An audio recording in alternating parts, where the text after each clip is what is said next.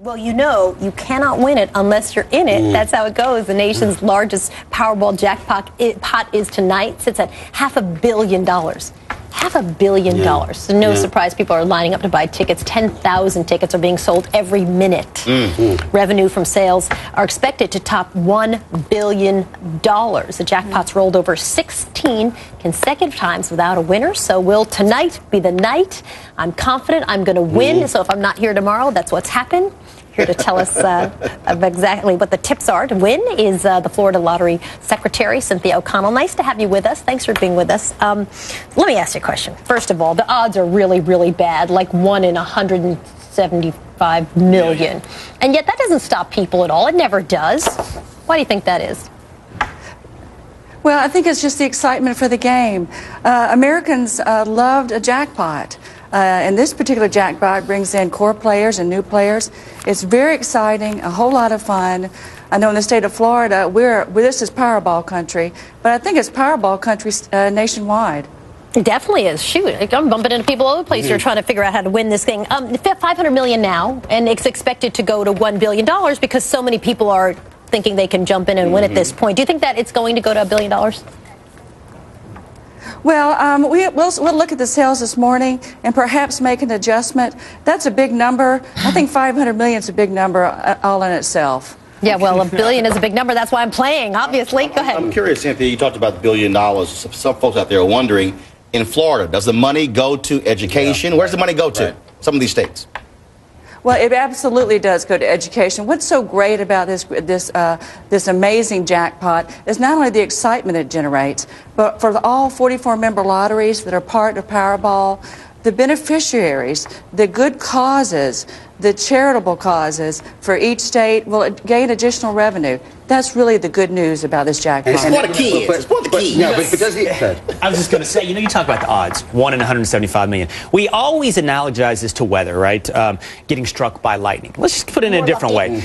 Your odds are the same if we just took a random woman in this country and say, Ron, guess her name. Yeah. Your odds of getting her name correctly are the same as winning this lotto. So then, is it better to pick a number yourself, like go with your lucky number, or is it better to just let the machine pick your number for you?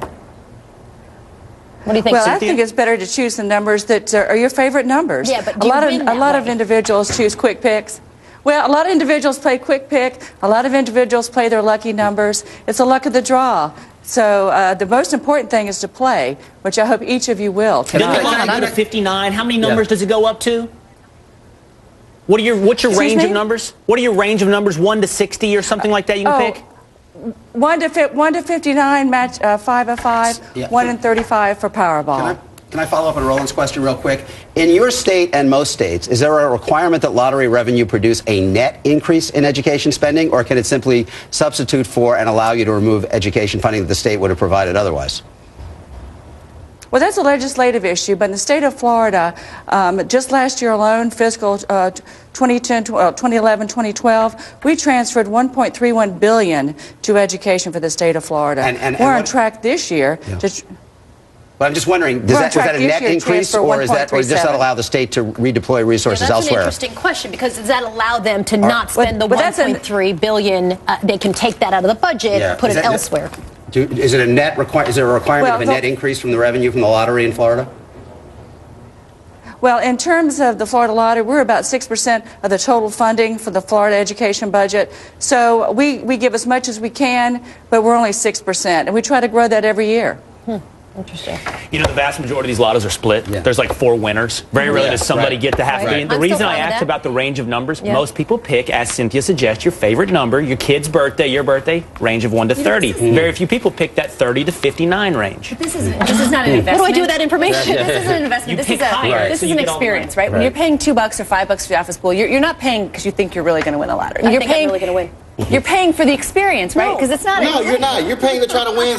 You're not going to win, Roland. You're not going to win. Somebody is going to win, Christine. And it's going to be me. And when I'm not here tomorrow morning, I just want to say I love you all. And when that person wins, she's going to send them an autographed copy of Smart. Man, there's got to be a better way to get ahead in America than the office pool. But that's a fast way. That's true. Thanks, Cynthia. I'm just saying. Thank you, Cynthia. We appreciate your time.